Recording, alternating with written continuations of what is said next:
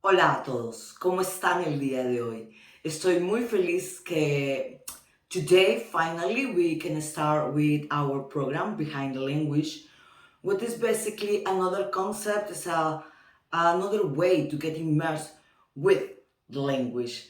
It's another way that will help you. Um, our channels most of the time is being dedicated to teach you grammar and vocabulary, and we will still do that. However, we thought that it would be better to have a program on the side when we can talk about different topics such as history, music, uh, series, telenovelas, reggaeton, different topics. Uh, Not just about a particular country, about different countries that speak Spanish, about basically the Spanish speaking world.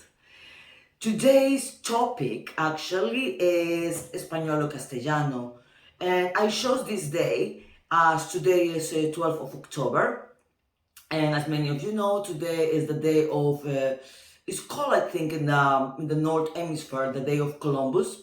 In the US definitely it's called like that. But in Latin America it's actually a controversial day. It have different names, they have changed over time. Today actually was the day of Columbus, Cristobal Columbus, Cristobal Colon arrived for first time to the Americas. O how we know in Latin America, to America. El día del descubrimiento de América. It used to be called like that.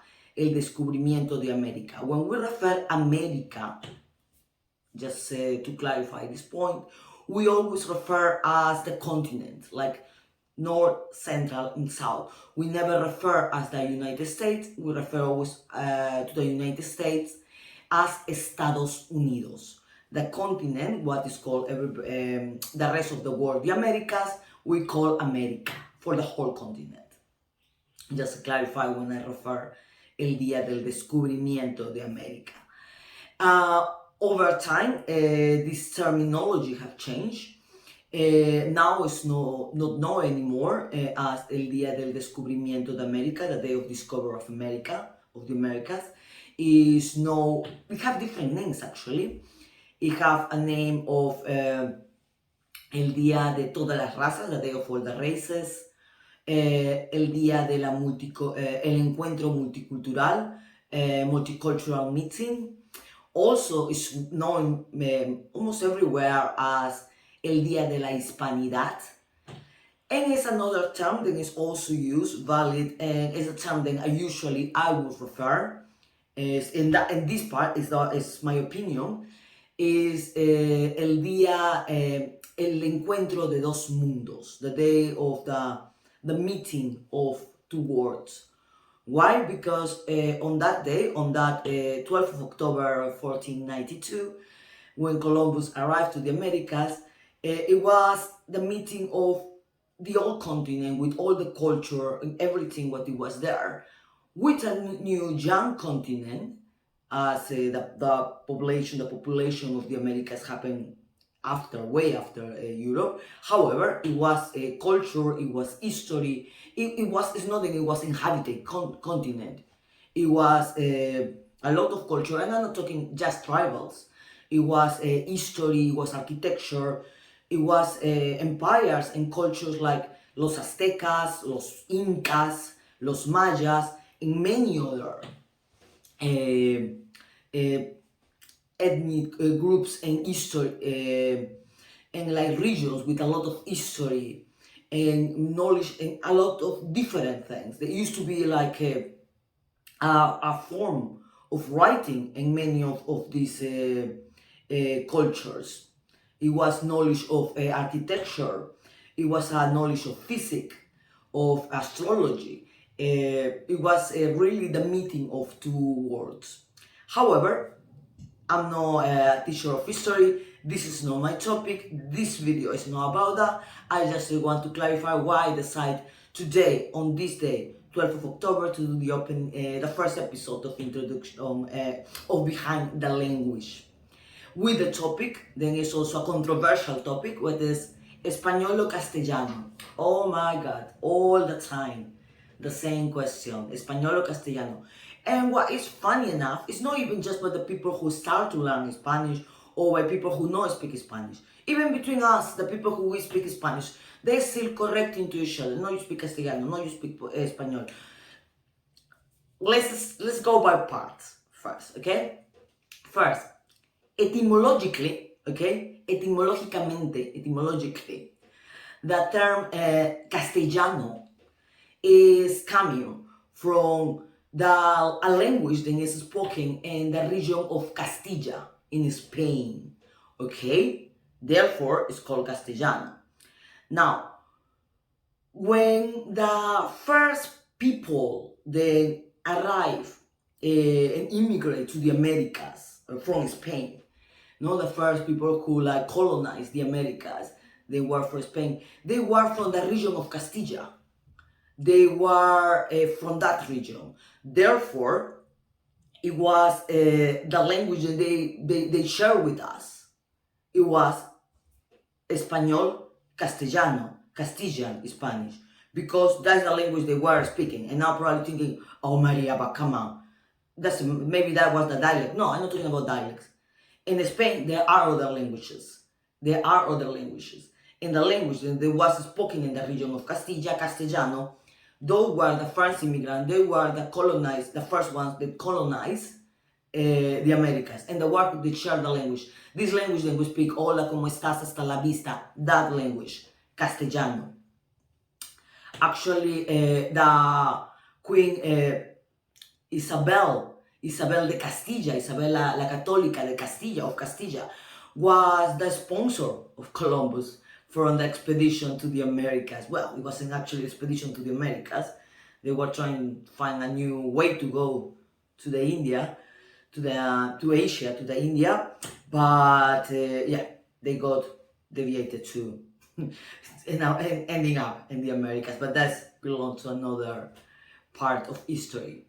The point is then para el RAE, okay, el RAE o la RAE, okay, what is RAE, la Real Academia Española, what is basically what it rules the language, okay, what assume what is set, what is correct or not correct, what include new words, new terminology, okay, within years to the language, okay, is Español and Castellano are synonymous.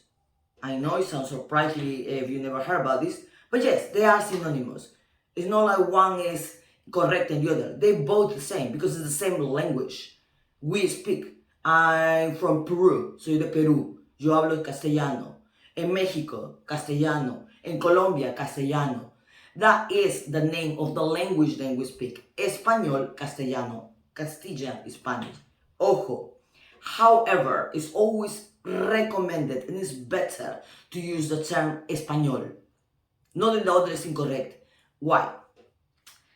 Español, if you say yo hablo español, it won't be getting to, it won't come into, to an ambiguity. It won't get ambiguous.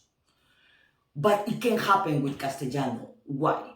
Because within Spain, there are other languages. And you, oh Maria, but like what they speak in Spanish in Spain is Español. Yeah, all the other languages, they are Español as well. They are Spanish languages. But it's not just Castellano that they speak in Spain. They speak Gallego, what is in the Galician part. They speak Catalan, what is in Catalunya or la Comunidad Valenciana. And they also speak Euskera or Basque, what is in the Basque region. Okay, so these are not dialects, they are languages, different languages that are spoken. They are also Spanish languages spoken in Spain.